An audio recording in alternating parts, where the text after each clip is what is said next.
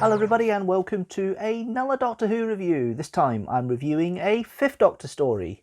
It's Peter Davison's Resurrection of the Daleks. As is tradition with the classic series TV story reviews, I have in front of me the television companion, and here we go with the plot synopsis for this story. The Tardis becomes caught in a time corridor, but the Doctor manages to free it and then materialises in present-day London within sight of Tower Bridge. Investigating some nearby warehouses, the travellers stumble into a trap that the Daleks have set for them. The Daleks also attack a space station orbiting Earth in the future. Their aim is to rescue their creator, Davros, who has been held there in suspended animation since his capture by humanity. They want him to help them find an antidote to an anti-Dalek virus created by the Movellans. In addition, the Daleks have constructed android duplicates and installed some of them in key positions of authority on Earth. They now intend to send duplicates of the Doctor and his companions to Gallifrey in order to assassinate the High Council of the Time Lords. These plans ultimately fail, however, as one of the duplicate humans, Stein, rebels and destroys the space station. Davros is unable to find a cure for the virus, but has an escape pod ready in case of problems. Commander Litten, an alien mercenary working for the Daleks, escapes to Earth. Tegan, sickened by all the killing she has seen, decides to remain on her home planet. So, Resurrection of the Daleks, the 4th story of Season 21 of Doctor Who, Peter Davison's 3rd season and last season. I've already reviewed Caves of Androzani from this season.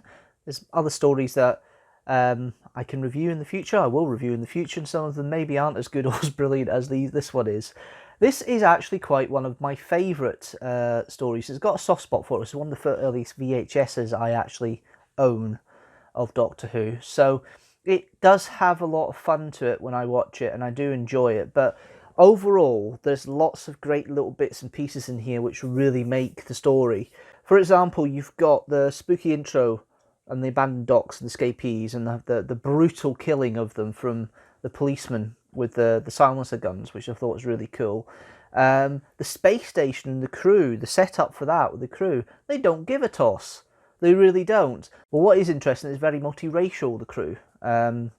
It's like Matthew Robinson, the director, decided, well, I want to get as many different types of people in here because they all should be worked together. It's the future. I love that idea.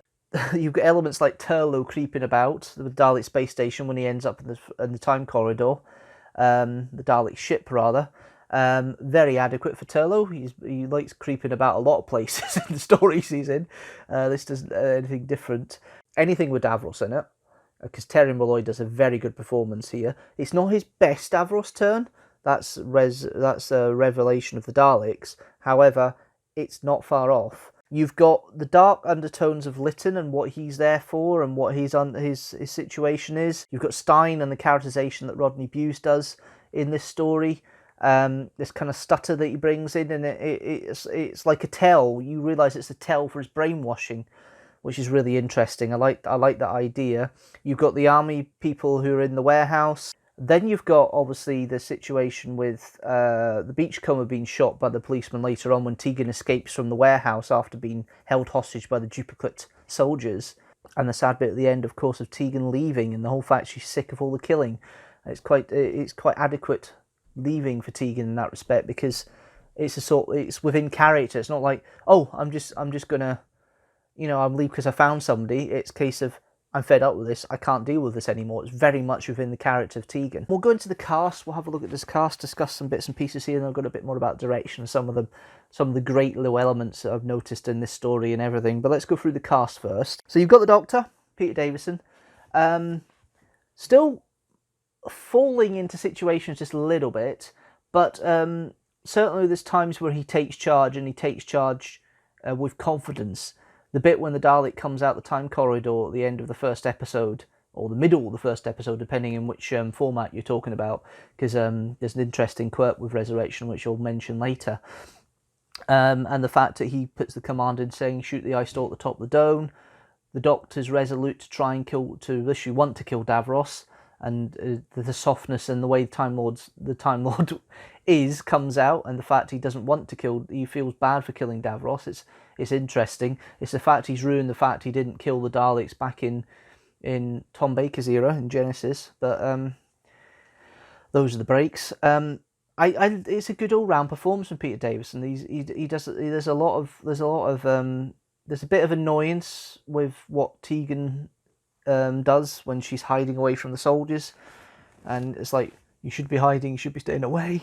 His bit of frustration about Turlough, but he always wants to help his companions and save his companions and get find out where they are, because he realised Turlough's disappeared rather quickly, probably on the Dalek ship. He has his inquisitive mind, and his questioning comes out very well on this one. I like the way he gets the answers he needs from all the people he speaks to. His answers he gets from Stein, the answers he gets from Davros later on are really quite well played and well done. And overall, it is the good side of Peter Davison, the side of the Fifth Doctor I like in this one, and he plays it with aplomb. You've then got Janet Fielding playing Tegan Jovanka. Tegan with her abrasiveness that she's always been known for.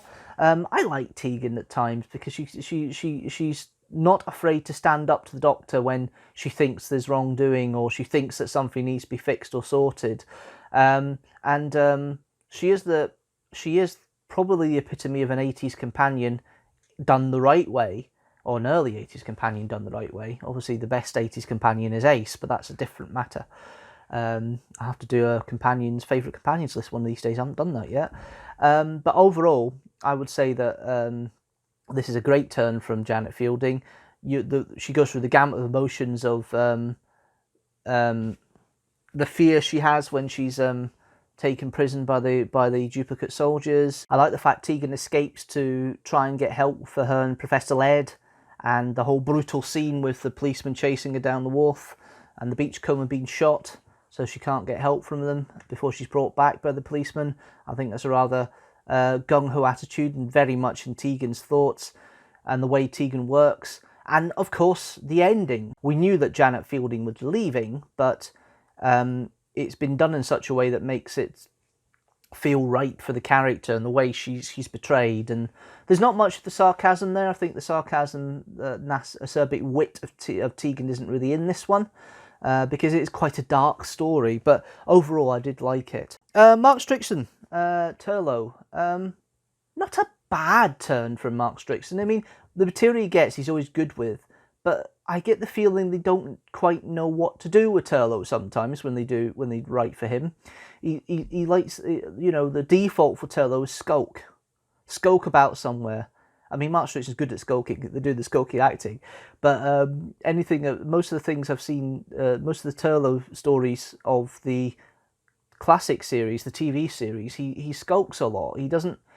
He has got intelligence there. He does help with Mercer to try and get them to figure out that Davros may still be on board the space station later on, and his intelligence is utilised. But he's more doing skulk acting than most other things, really, which is interesting. But I do like Turlough as a character here. He works quite well for this kind of inquisitive companion that needs to try and drive the plot along about what's happening on the space station. So he's like the eyes and ears of the audience of what's happening on the Dalek ship and the space station throughout most of the story, which is really nice.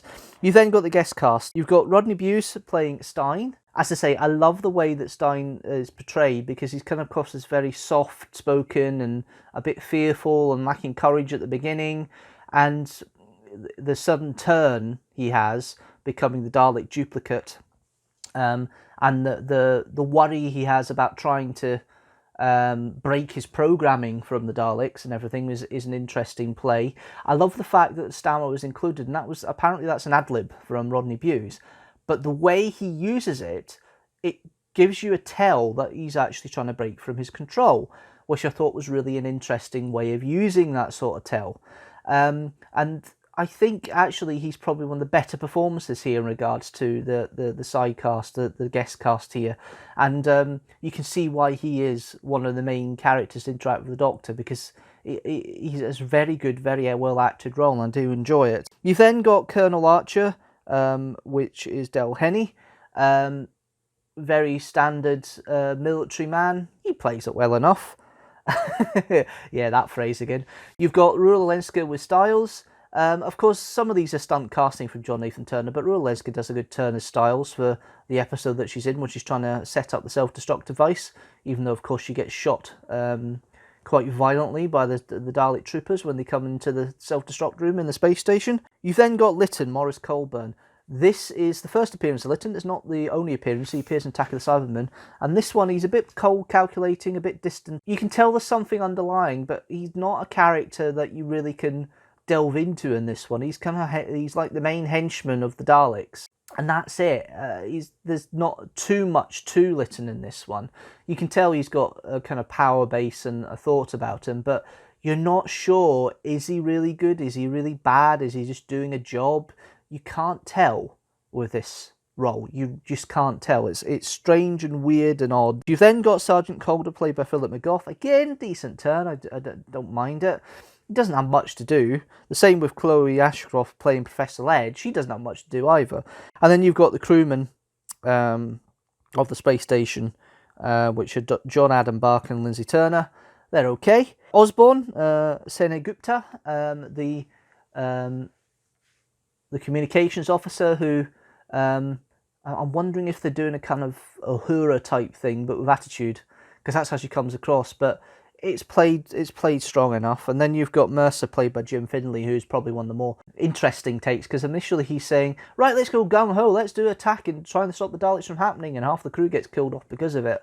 And then he changes his mind and his indecisiveness comes through. And I love the fact that Turlough kind of gives him the idea to move on and try and stop what's happening here instead of worrying about his crewmates. So there is a nice little turn there from Jim Findlay, and I love the character. We've got the Daleks, of course, which Brian Miller and Royce Mills voice. I believe it's Royce Mills doing the voice for, if I'm right, it's Royce Mills doing the Supreme Dalek voice and those types of timbres, and Brian Miller's doing most of the grunts. I may be wrong, it might be the other way around, I don't know. It'd be interesting to find out, because I couldn't research and figure out which one was which. It's not very clear. You can leave a comment down below if you think you know, because I'm not quite sure. I think it's Royce Mills doing the main bits with the Daleks, and then the more higher pitched one is Brian Miller. You then got Leslie Grantham making an appearance as Kiston a year before EastEnders. As he played Dirty Den Watts for a few years in EastEnders in the 80s and then later in the noughties. I love this line. He's talking about when Davros comes out of his prison, his cryogenic chamber, and Davros is talking to Litten, and he says the humans call it humane, leaving to rot and die, and they'll pay tenfold at my leisure. And Kiston says, well, you must be equally humane in return. And I love the way he says that. It's really quite creepy and crude. And then by this time, Kiston's been taken over by Davros. Speaking of Davros, this is the standout performance. Terry Melloy is brilliant as Davros in all three classic series TV appearances he does. He makes the role his own in the Big Finish audios, and he is the best Davros after Michael Wisher, in my opinion. I mean, I didn't mind David Goodison, and Julian Bleach does a good job of the new series, but Davros, for me, is Terry Melloy when you can't get Michael Wisher. He plays it with such aplomb, and his voice range is fantastic. And of course, Terry Melloy is well known as a radio actor. He's been in The Archers as Mike Tucker for over 40 years. So his voice range is brilliant, and it shows in this character. He's tried to sound a bit like that Michael Wisher, but he's got his own nuances in the way he does it and the way he speaks, and he's got the voice for Davros, and it makes his scenes even more powerful, especially the conversation between him and the Doctor, and the phrase, of course, that you're soft like old Time Lords. Action requires courage, something that you lack. And that whole discussion with the Doctor and Davros in episode 4, it works because both actors are at their best, and Terry Melloy does work well as Davros. It's not his best Davros performance, that is Revelation. And I'll say it's Revelation purely on the basis that he's more maniacal, he's more scheming, he's more planning, it's more the Davros that we know from Genesis in Revelation. This one, he's kind of like, he's just been woken up from cryogenic sleep for 90 years. He's trying to formulate a plan. It doesn't quite work, and then tries to escape again. although we think he's killed off at the end, but obviously we find out he's not. Spoiler. But yeah, I think Terry Melloy makes it with the baddie of the week. He's the enemy of the week. He's the enemy of the story, and he makes it. He makes that story, and I really do enjoy it. Production-wise, the BBC had a budget. It was obviously a kind of slightly limited budget because the Daleks are quite battered. They're not as crummy as they looked in Destiny's Daleks. They have had a bit of a paint job and a bit of a fixing up in places, but you can tell they're still a bit shoddy, and they're still the same props that we used in Genesis of the Daleks all those years ago. But the production side, I love the way that they've managed to get the lighting working in this. There's a lot of dank and dingy areas, and the contrast between the space station, most of the space station rooms, apart from Styles' laboratory, are very dank and dark and gloomy. The warehouse is dank, dark and gloomy, and all the Dalek ship scenes are very bright. And it gives a nice contrast between all those locations, and you know you're in a different location because of the lighting more than anything else. And the warehouse lighting is actually particularly good because it doesn't look like it's in the studio at points. It looks like it's actually outside on location. Obviously, it's not. We know it's in the studio because the video quality varies. Video quality is not as good as the film quality you get in the story in the outside scenes, but overall, the production values are very good. The direction I love. Matthew Robinson does a great job here with the direction. I think it's one of the better directions of the series. I think his style suits it because this kind of dark undertone that's all the way through it, this creepiness, this kind of very heavy theme of death that comes through it. The way the direction's done by Matthew Robinson flows perfectly. He's got all the characters set up the right way. I love the way that they all flow together. It doesn't seem stilted. There's a few set pieces, but they're done with different camera angles. It's not all the same level for camera work. He has tried to manipulate some elements and make it a bit more visually interesting, and it works for me because of that.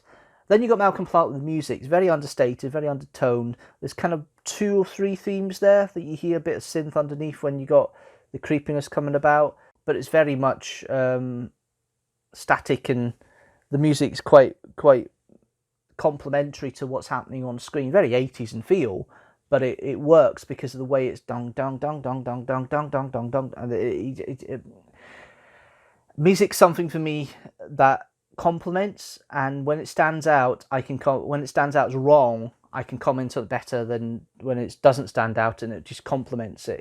It's strange. I don't have the full musical calibre of that. This is an Eric Saywood script, and the story is written very well. Eric Saywood's very good at having an overarching arc over the story and all the elements coming together. It is a runaround traditional sorts. It's plotting wise, it's maybe not as fun or as well plotted as The Visitation. But remember, Eric Saywood's a script editor at this point, so he's kind of trying to get round this by having a deal where he does a script every year, and this is his script for season 21. And the way it's plotted and the way it works and the way it's written actually does lend to a lot of drama and tension building up. The way the characters have been written and directed with Matthew Robinson's direction, especially the space station crew, is very believable. And overall, I think the writing's actually pretty strong, and it makes it a very enjoyable romp to watch from start to finish. And there's things you notice every time that are slightly different from what you had before. The version I watched for this review was the DVD version, the 5.1 sound version. So some of the sound effects have been corrected, but there's a couple of issues in the original broadcast of the sound direction, and it does mean it's a 4-parter as well. Traditionally, when it was broadcast originally, it was broadcast as 2 parts because Doctor Who at that point was broadcast during the week, and there was the Winter Olympics coverage of the BBC at that time in 1984. They put the 2 episodes together so they could give a bit more time for the Winter Olympics at points and still have Doctor Who broadcasting. So it was 45-minute episodes, which is what I mentioned about the Dalek scene when the Dalek first turns up the time corridor in the warehouse, and that was supposed to be the cliffhanger of the first episode on the 4-parter, but it was actually the middle scene of this first episode that was broadcast. So I saw the 4-part version of this. I think the cliffhangers work for this. I think it works quite well. And overall, I do enjoy the story as a whole. I think it's a great little package of a story, and one of the strongest of Peter Davison's era. Yeah, it's got a high rating for me, but it's not quite 4.5 TARDIS material for me. It's good, but there's a couple of elements in here which I don't think is as good as some of the ones I've mentioned previously, like Caves of Androzani and the Happy Patrol and Dalek. It is really close, but it is, for me, 4 TARDISes out of 5. Let's see how that all fits in with all the Peter Davison stories I've reviewed so far, and also how it fits in with all the television stories I have reviewed so far as well. So Resurrection of the Daleks sits alongside The Visitation with 4 TARDISes out of 5, and there's only been 5 Peter Davison stories reviewed so far, so we're a quarter way through the era. And the top is Caves of Androzani with 4.5 TARDISes out of 5, and at the bottom is Arc of Infinity with 3 TARDISes out of 5. Overall, for the television story ratings, it's still Time Lash and Sleep No More with 2.5 TARDISes out of 5, and at the top is still 6 stories with 4.5 TARDISes out of 5. The aforementioned Caves of Androzani is joined by The Happy Patrol, Inferno, The Day of the Doctor, The Tomb of the Cybermen, and Dalek. That's it for this review. Tell me what you think about Resurrection of the Daleks, leave a comment down below. Do you like Resurrection of the Daleks? Leave a comment down below. Do you not like Resurrection of the Daleks? Leave a comment down below. That joke's going to get old very quickly, I can see it now. But if you like this video, don't forget to like it and share it with the hashtag teamstructor. And don't forget that subscribe button so you know when a new video comes out. General rule, every Sunday at 4 PM GMT, but the notifications bell will tell you exactly when the videos come out. Case in point, the next video is actually a review of Phantasmagoria, which technically is the next story, chronologically, for the 5th Doctor here. However, that will be on Wednesday at 6 PM GMT, so hopefully you can join me for that. And on Sunday, well, at the time of recording, still to be decided, because there's kind of, when it's been recorded, there's kind of lockdown issues, and I don't know what's happening yet. It might be a channel update, it might be something else, it might be a reaction. I haven't decided yet, you'll need to find out. Mind you, you probably know by now if you've seen the schedule, but that's a different matter. At the time of recording, I don't know. Anyway, until next time, guys, I will see you next on Wednesday, and then I'll see you the following Sunday. But until then, thanks guys for watching, and I'll see you later.